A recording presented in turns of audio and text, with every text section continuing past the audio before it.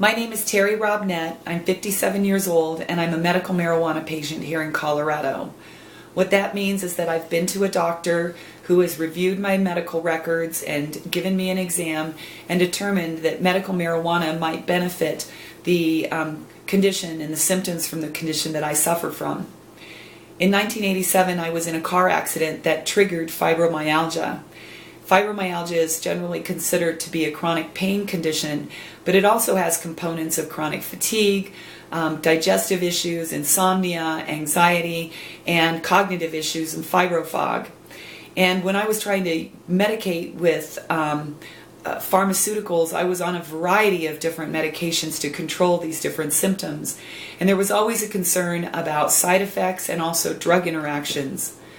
In 2009, I started using cannabis to control my fibromyalgia, and in 2011, quit my last pharmaceutical and now use cannabis exclusively to manage the symptoms for my fibro.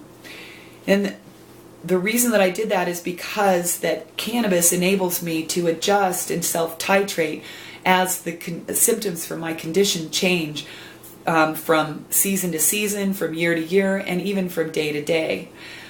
Chronic conditions can be susceptible to stress, to diet, to changes in weather, to hormones, etc. And so the experience of a condition isn't necessarily the same from day to day or even from patient to patient. But by varying the way that I consume cannabis and the strains that I use, I'm able to effectively manage the symptoms that come from fibromyalgia. For example, I rely quite a bit on edibles.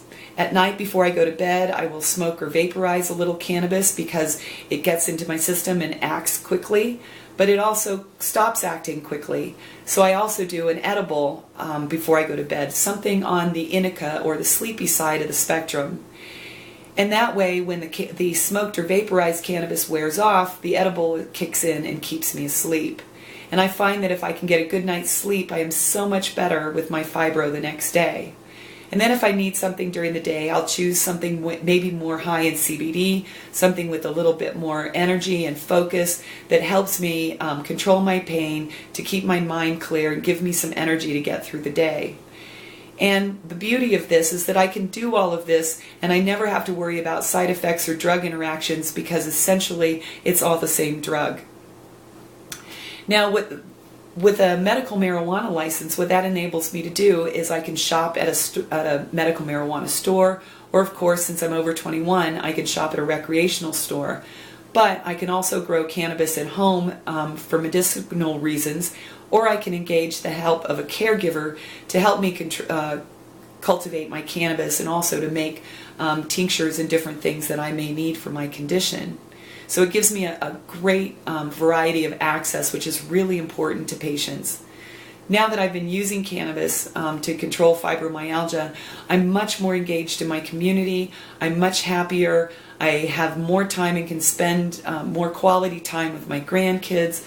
And I'm just a much better community member rather than either being in pain or having to deal with negative side effects that came from pharmaceuticals. So for me, being able to self-titrate and to be able to control my symptoms myself with cannabis has been the most effective and the most efficient way of dealing with my fibromyalgia symptoms that I've found in the 28 years that I've experienced this condition.